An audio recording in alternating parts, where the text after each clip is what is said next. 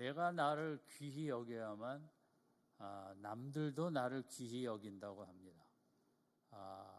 절대 세상적인 숫자와 잣대로 나를 이렇게 낮춰보면 안 되겠습니다. 나를 귀하게 하나님의 자녀로서 또 나를 그렇게 귀하게 대할 때 옆에 있는 사람들도 나를 귀하게 여기게 된다는 것입니다. 우리 좌우로 인사하실 때 성도님은 매우 귀하신 분입니다. 같이 인사하겠습니다. 조금 소리를 조금 약간만 올려주실래요? 방송실. 예수님이 이 땅에 왜 오셨나? 누가복음 4장에 인생을 네 그룹으로 분류를 했습니다. 가난한 자, 포로된 자, 눈먼 자, 눌린 자. 가난한 자에게 복음을 전하시고 포로된 자에게 자유를, 눌린 자에게 눈먼 자에게 다시 보게 함을, 눌린 자에게 자유를 주시기 위해서. 저는 이 구절을 늘 묵상을 많이 합니다. 내가 이 네 카테고리 안에 들어가 있다. 나는 늘 눌린 자이고 눈먼 자이고 가난한 자이고 포로된 자이다. 내 인생은 뭐냐? 저는 이 누가복음 4장 18절로 늘 제 자신을 정리합니다. 정리하고 여기서 이제 반복되는 단어가 자유가 2번 나왔습니다. 예수님이 이 땅에 오신 중요한 이유 중에 그 한 절로 요약을 했는데 거기서 예수님의 이 땅에 오신 목적이 뭐냐? 포로된 자에게 자유를, 눌린 자에게 자유를 주시기 위해서 오셨다. 자유라는 것이 우리 인간의 가장 그 소중하고 또 우리도 그렇게 느끼긴 하지만 인간 자체가 감옥의 생활을 주로 하고 있다는 거죠. 연령을 떠나서. 그래서 예수님은 참 자유를 체험하고 자유를 누리고 만끽하는 그런 인생을 이 땅에 세우시고자 감옥 생활에서 자유 생활로 우리를 이끄시고자 이 땅에 오셨다.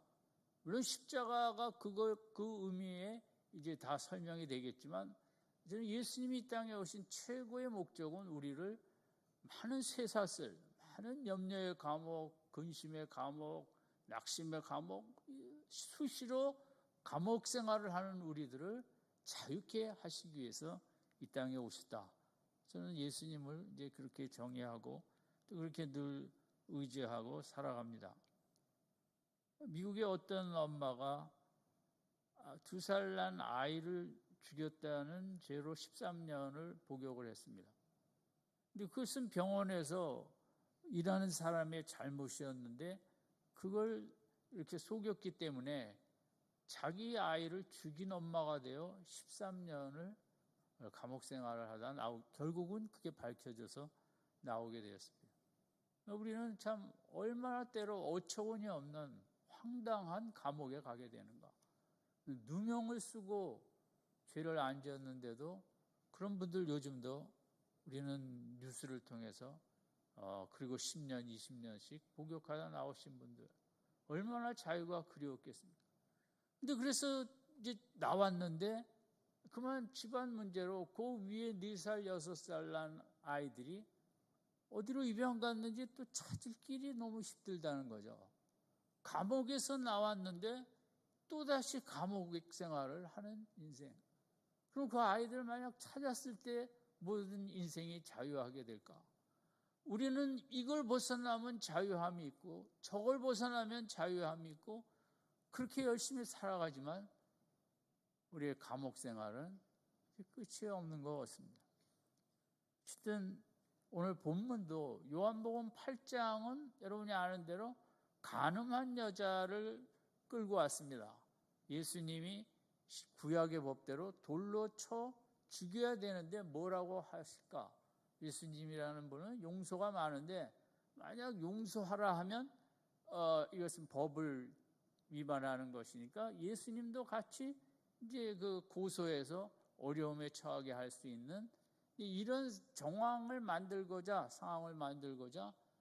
종교 지도자들이, 바리새인과 서기관들이 이 가늠한 여인을 어떻게 그 현장에서 잡았는지 모르지만 어쨌든 이런 일이 벌어졌습니다. 이 사건에서 첫 번째, 물론 이 간음 현장에 잡혀온 여인은 욕정의 감옥 생활을 했죠.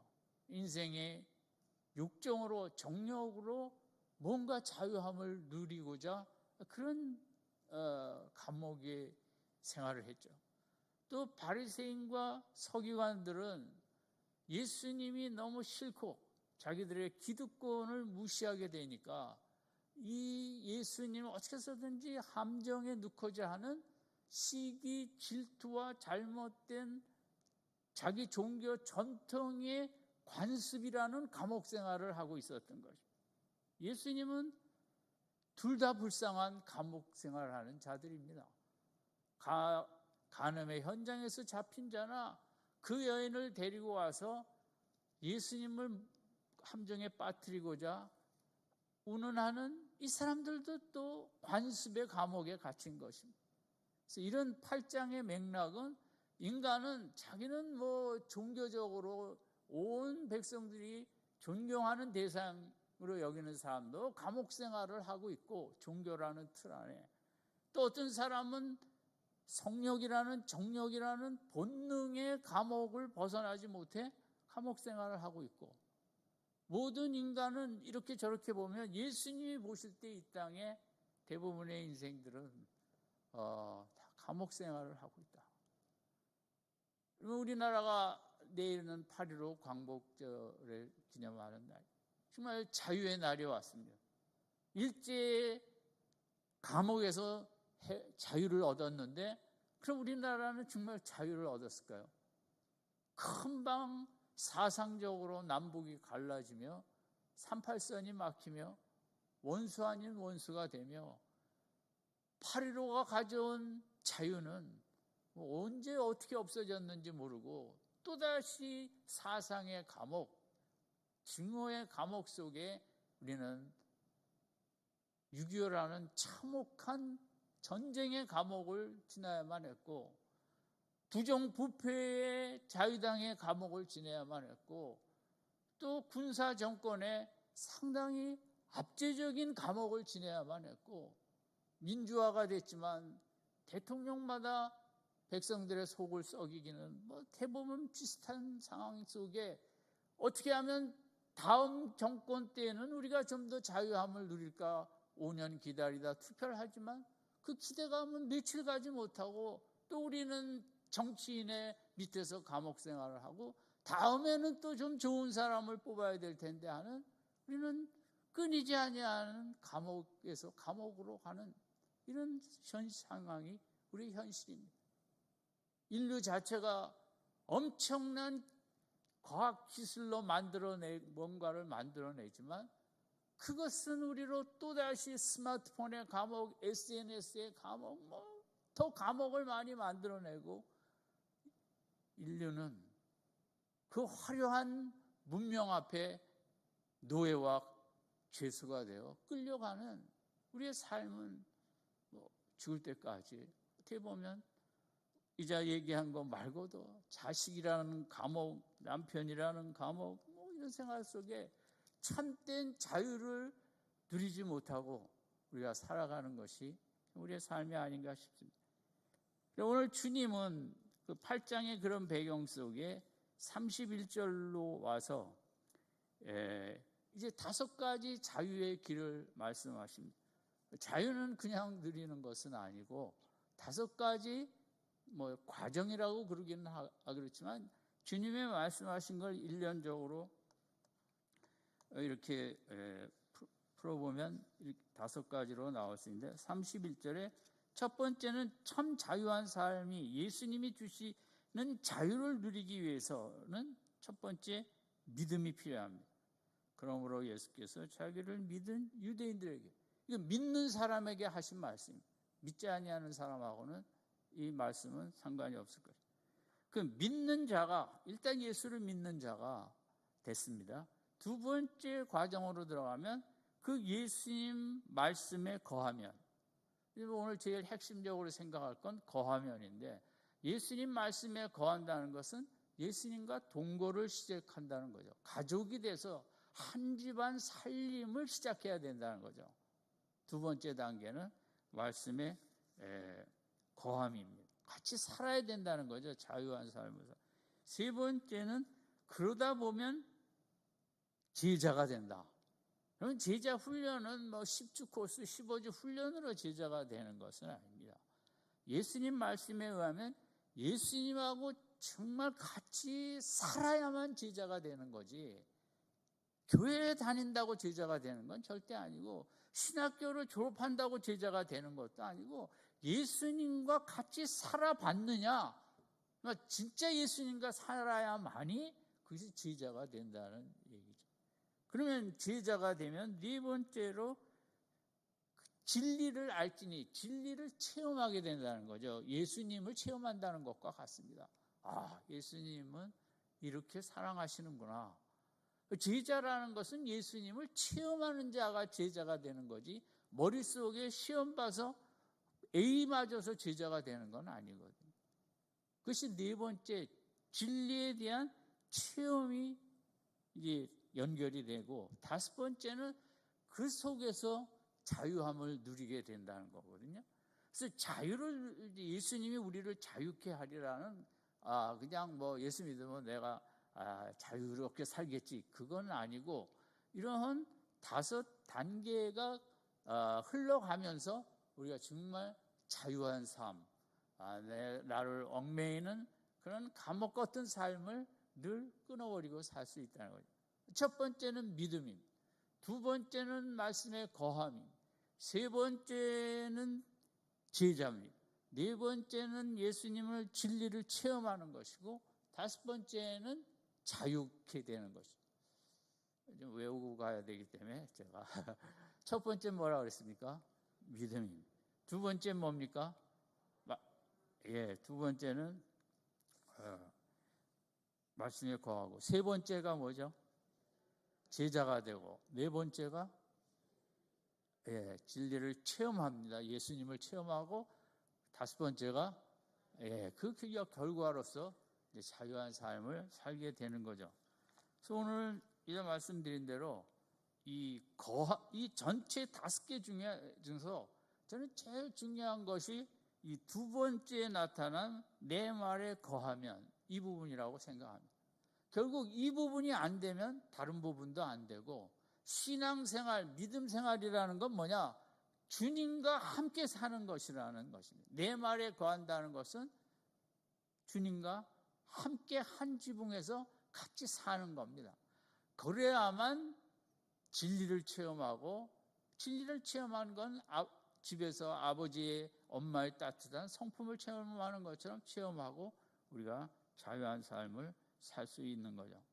그래서 이 거함을 생각할 때 첫 번째는 내 말에 거하면, 이 거한다는 것은 동거한다는 얘기입니다. 주민등록을 옮겨갖고 거기 틀어서 같은 집에 사는 건데, 여기서 중요한 것은 지속성인 것입니다. 우리가 말씀에 거한다는 것은 어쩌다가 거하는 것이 아니라, 남편이 어쩌다가 집에 오면 그거 참 가족이라고 하기 좀 그럴 수도 있죠. 일 때문에 그랬을지라도 이 늘 거하는, 예수님과 함께 사는 게 주일날만 하는 것도 아니고 우리의 날마다 삶 속에서 예수님과 함께, 이 가족이 돼야 된다는 거거든요. 이 말씀에 거한다는 것은, 가족은 늘 그 지속성이죠. 같이 사는 것에 초점이 있겠죠. 두 번째는 말씀에 거한다는 것을 생각할 수 있는 것은 육체적으로, 감정적으로, 영적으로 교제를 나누는 거죠. 우리 가족들은 교제를 늘 나누죠. 또 카톡을 통해서 학교에 가 있거나 직장에 가 있거나 이렇게 수시로, 제가 좀 젊었을 때는 핸드폰이 없고 그래서 부교육자를 할 때 교회에서 일하면서 집하고 연락할 일을 별로 안 했습니다. 그런데 세월이 지나서 핸드폰이 생기니까 이제 그 목회자들이 수시로 이제 전화를 하는 겁니다. 일하다가도 뭐 아내 사랑하니까 전화하겠죠. 그러나 저는 이제 그런 문화에서 또 안 살아봤으니까 그럼 뭘 그렇게 한 시간에 한 번씩 전화를 하고 하다니까 속으로만 그랬죠. 근데 지금은 카톡 시대니까 잘 보이지도 않지만 그냥 정말 뭐 몇 분에 한 번씩 이렇게 나누는 가족이라는 것은 교제죠. 가족의 교제는. 말씀에 거한다는 것은 우리가 예수님하고 그런 스마트폰으로 끊임없는 교제를 나누는 것처럼 예수님과 끊임없이 좀 속상해도 예수님 제 속이 속상합니다. 예수님 내가 외롭습니다. 예수님 또 좋지 않은 소리 들었습니다. 뭐합니다. 끊임없는 가족은 말씀에 거한다는 것, 예수님과 같이 산다는 것은 우리의 가족들과 나누는 것처럼 예수님과 끊임없이 내 감정과 내 생각을 나누는 그것이 이 말이 뜻하는 바고, 그래야만 우리가 자유케 되는 삶을 살 수 있는 거죠. 그래서 우리가 이제 중요한 것은 결국은 건강한 가족에서 이렇게 자라난 아이들이 생각하는 것이나 감정이나 모든 게 건강하지 않습니까? 이거 누구랑 같이 살았느냐? 그럼 참 어떤 권사님이 있었어요. 말이 상당히 이렇게 좀 투박하고 강했죠. 그래서 뭐 제 생각에 알고 보니 집에서 남편의 말이 그랬던 거예요. 그러니까 교회 와서도 그 하는 말이 남편을 싫어하면서도 남편 말 흉내를 내고, 또 그렇게 말이 아주 험한 부모 밑에서 자라난 그런 목회자가 있었어요. 저랑 같이라. 말이 세요, 너무. 자기는 아버지를 그렇게 싫어하지만 언어는 상당히 아버지 닮은 언어를 하는 거예요. 누구 밑에서 자라났느냐. 그래서 건강한 가정이 얼마나 중요한가는 뭐 말을 할 필요가 없었죠. 건강한 가족은 뭐냐? 가족과 함께 나누는 시간이 최고의 우선순위인 가정이에요. 우리가 예수님과 이렇게 나누는 것이 우리의 최고의 선의가 되어야 되고, 두 번째는 건강한 가정은 분명한 경계선이 있어요. 이거 넘으면 안 된다. 저것까지 할 수 있다. 바운다리가 명확한 가정이 건강한 가정이에요. 예수님도 바운다리가 명확합니다. 바리새인처럼 외식하면 안 된다. 세 번째는 건강한 가정은 어떤 감정이든 다 그대로 나눌 수 있는 가정이 건강한 가정이죠. 아이들도 리고렌이라는 이제 LA 쪽에 그 큰 교회 하시는 여러분도 아시는 목사님이 있어요. 어느 날 아이가 큰 상처를 받고 와서 집에 와서 막 울어대는 거예요. 집에 있던 온 가족이 모여갖고 울지 마라, 괜찮다, 그런 말 한마디도 안 하고 걔가 울음을 끝일 때까지 다 같이 울었다는 거죠. 엄마, 아빠, 형, 동생 30분 동안 울었대요. 아무 말도 안 하고. 그러니까 걔가 눈물을 끄치고 됐다 그러고 이랬어요. 여러분, 가족이라는 건 뭔가 정말 남들 앞에서 울 수 없는 것, 남편들도 마찬가지라고 생각합니다. 저도 직장 생활할 때 어떤 날은 집에 와서 운 날도 적지 않아요. 너무 속상하고 힘들 때는 남자하고 뭐고 체면이고 저희 너 이거 왜 우냐고 무슨 시련을 당해서 어떨 때는 인생이 참 고달프니까. 그러니까 그 건강한 가정은 자기 있는 감정을 나누는 수 있는, 예수님은 어떤 감정도 다 나누는, 예수님 없이 산다는 거는 지옥이죠. 아무리 부부가 오래 살아도 부부끼리도 나누지 못하는 감정이 있고 하지 못하는 말이 있어요. 그러나 예수님 앞에서는 다 할 수 있어요. 전 예수님 앞에서 남들 욕도 해요. 은혜가 안 되겠지만 어쨌든 내 감정이 힘들 때는 누구한테 그걸 토로하겠어요? 성도님 붙잡고 제가 토로하겠습니다. 예수님 붙잡고는 제가 남의 욕도 해요. 그 정도로 그 감정을 다 나눌 수 있는 건강한 가정, 그렇게 사는 데서 자유함이 느끼게 되는 거, 누리는 거. 다섯 번째는 칭찬, 인정, 격려가 풍부한 가정. 진짜 가정은, 건강한 가정은 그런 게 칭찬, 인정, 격려가 풍성하다는 거죠. 예수님은 성경만 열면 우리를 격려하시고 위로하시고 그러시지 않습니까? 여섯 번째는 믿음을 나누는 가정은 정말 더 건강한 가정이에요. 영적인 이야기를 할 수 있는. 일곱 번째는 갈등이 허락되고 신속히 풀어내는 가정이 건강한 가정이에요. 갈등이 없는 가정이 건강한 가정이 아니라 갈등은 일어나지만 그걸 빨리 푸는 가정이 그 건강한 가정이라는 거예요. 예수님은 일부러 제자들이 아주 갈등이 심한 절대 하나가 될 수 없는 12명을 제자로 삼았어요. 그러면서 거기서 서로 부딪히면서 갈등해라 이거죠. 십자가 지기 전까지 그들은 서로 다투고 그랬으니까요. 내가 크냐 네가 크냐. 그런 속에서 어쨌든 갈등 속에서 같이 정리해 나가는 그런 걸 배우게 했겠죠. 여덟 번째는 건설적인 대화가 많은 가정이 건강한 가정이라. 대화는 많은데 비꼬는 뭐 그런 거 있지 않습니까? 냉소적인 게 아니라 어떻게 건설적인 대화가 있어야 그 건강한 가정이 된다. 아홉 번째는 서로 많이 웃는 가정이 되고, 열 번째는 가족들이 서로를 향해서 참 감사하는 가정. 그죠?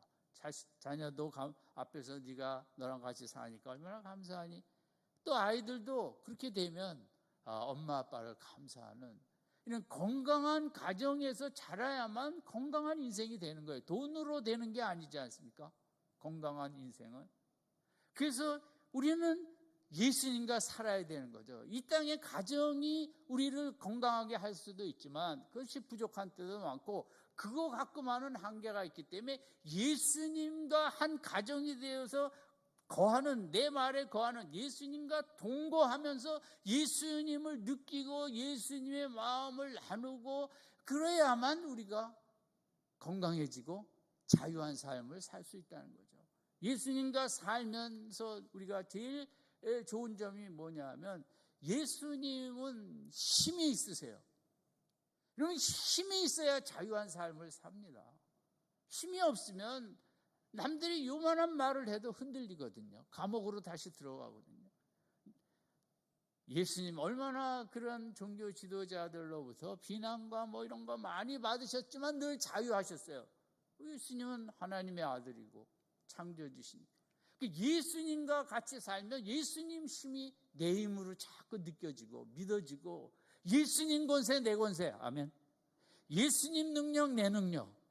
같이 살다 보면 아빠의 것이 내 것이 되는 것입니다. 예수님 것이 내 것이 돼요. 정말 예수님이 자유한 삶을 사는 최고의 모델인데 예수님이 어떻게 자유한 삶을 사셨나? 늘 기도하면서 성령의 능력으로 사시니까 그 능력, 힘 있는 삶을 사셨다는 거죠. 힘을 믿고 의지하고 성령의 능력을 의지하고 믿었기 때문에 이렇게 웬만한 거에 흔들리지를 않으셨죠. 감옥에 가는. 이건 요즘 대한민국에 참 기쁜 소식 하나는 무기를 많이 판다. 제가 참 좋아하면서도 이게 뭐 남 죽이는 무기 많이 파는 걸 또 좋아하는 거 뭔가 이중성에 대한 제 자신을 웃기도 하는데 어쨌든 뭐 폴란드에서 뭐 전투기를 100대 뭐 탱크를 뭐 몇백 대 그러니까 이집트에서도 뭐 나라마다 언제 우리나라가 이렇게 정말 강대국이 됐나 너무 참 감사하기도 하고 우리나라는 뭐 정치하는 분들 빼고는 다 훌륭하죠. 그죠? 마크 트윈은 이런 얘기를 했어요. 정치인은 똥기저귀랑 비슷하다. 빨리빨리 바꿔야 된다. 제가 한 말은 아니고 그 유명하신 마크 트윈 제가 트위터에서 보고 얼마나 웃었는지 참 그 사람이 살던 시대에는 얼마나 정치인이 싫었으면 똥기저귀로 갔다가 빨리빨리 바꿔야 된다고 그랬어요. 그건 여담이고 어쨌든 폴란드가 왜 그렇게 많은 무기, 힘을 필요로 하는가? 2차 대전 때 호되게 소련으로부터 당하고 독일로부터 당하고 그때 이 나라 저 나라 도와준다는 협약, 협조, 조약 뭐 이런 문서 다 필요 없었던 거죠. 자기가 힘이 없으니까. 폴란드는 참 폴란드 사람들만 해도 100만 명 이상이 나치에 죽었습니다. 정말 힘이 없이 살아본 민족. 힘이 없이는 자유가 없다. 오죽하면 대한민국에 전투기를 1000대를 주문하겠다 그랬어요. 이 시대는 갑자기 참혹한 살벌한 시대가 됐습니다. 힘 없으면 죽는 시대가 됐습니다. 우크라이나처럼. 저는 우크라이나에 우리나라 고려인이 한 5만 명이 가깝다는 소리에 너무 놀랐어요. 한경도 사람들이 주로 블라디보스톡 쪽으로 갔습니다. 일제시대 때 너무 살기 일제가 싫고 그 사람들이 이제 스탈린에 의해서 중앙아시아, 키르기즈스탄, 우즈베키스탄 쪽으로 갔습니다. 이 조선인들이 자칫하면 반란을 일으킬 것 같다는 출애굽기 1장하고 비슷한 맥락에서 일본 사람들하고 힘을 합할까 해서 20만 명 가까이 중앙아시아로 보냈습니다. 그들은 중앙아시아에서 소련에 아주 열심히 헌신해갖고 자리를 잡을 만할 때 소련이 붕괴되고 러시아로 들어가면서 독립국가들이 생기면서 거기서 또 미움을 받게 됐습니다.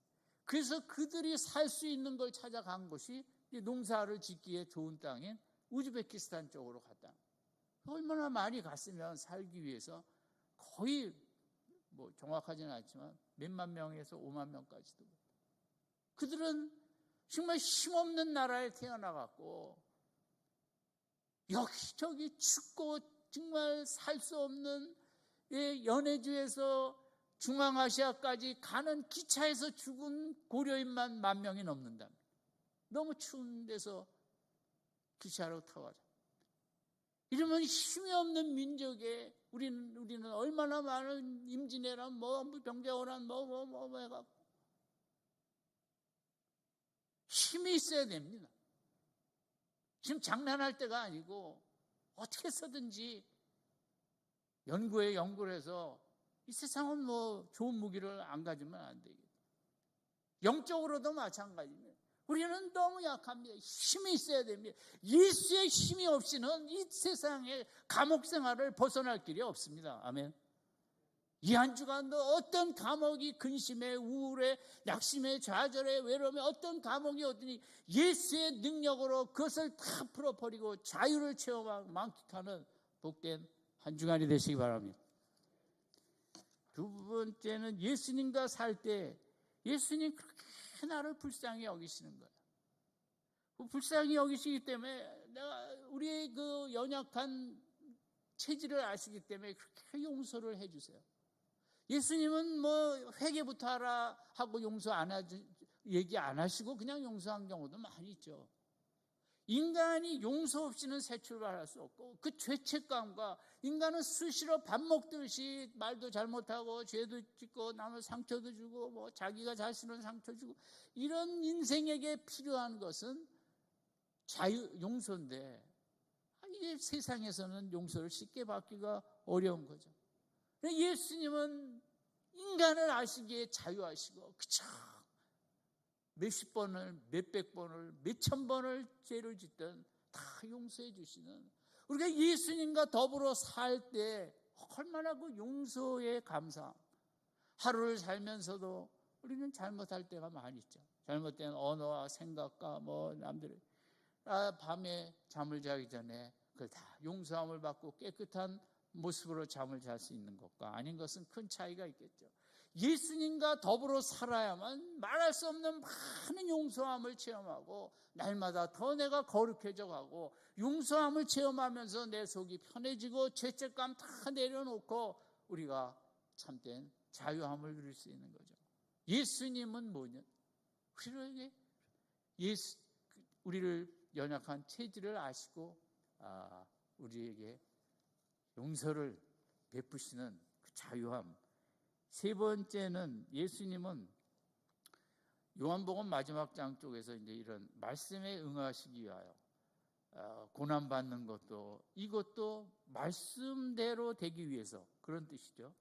예수님은 어떤 고난도 운이 없어서가 아니고 내가 잘못해서도 아니고 저들이 나빠서도 아니고 구약 말씀에 하나님의 길을 걸어가는 자는 의로운 자는 핍박을 받게 돼 있고 메시아도 그 길을 가게 돼 있는 모든 상황을 예수님은 말씀으로 해석하시면서 자유롭게 사셨어요. 우리는 뭐가 힘든 일이 생기면 누구 탓일까? 뭐가 원인일까? 왜 왔을까? 내 잘못인가? 누구 잘못인가? 속상해하죠.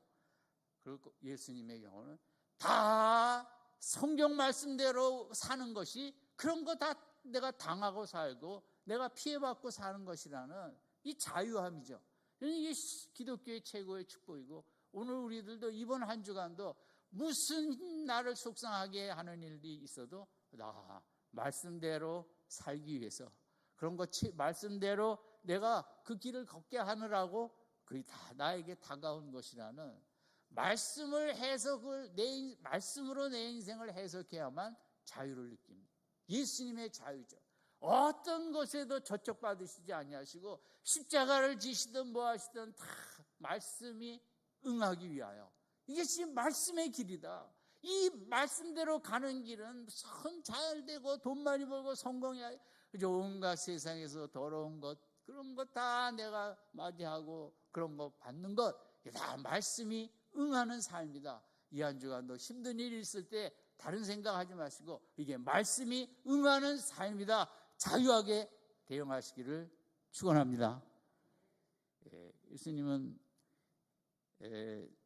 여러분 자유한 사람하고 살아야 내가 자유한 삶을 살 수 있습니다. 원망이 많은 사람하고 살면 나도 원망의 사람이 되죠. 또 남 비난은 잘하는 사람하고 살면 또 닮아가죠. 예수님 이 자유한 삶, 바운다리에 대하여 제자들에게도 철저하게 이제 그것을 강조하셨듯이, 어쨌든 예수님과 자꾸 더불어 살아서 그분의 용서함을 체험하면서 자유함을 누리고, 그분이 모든 상황을 말씀으로 해석하는 그런 모습 속에 자유함을 누리고, 그분이 정말 힘이 있기 때문에 새벽마다 기도해서 힘을 받아 어떤 하루의 도전 앞에서도 자유하게 이런 모든 것을 헤쳐나가듯이 예수님과 더불어 사는 것이 중요하고, 그런 자유하신 분하고 살아야만 나도 자유한 삶을 살 수 있고, 우리가 오늘 두 번째가 중요하다 했죠. 말씀에 거한다. 예수님과 더불어 살아야 된다. 뭐 교회 생활 열심히 해야 된다. 저는 그건 뭐 그렇게 추천하지 않습니다.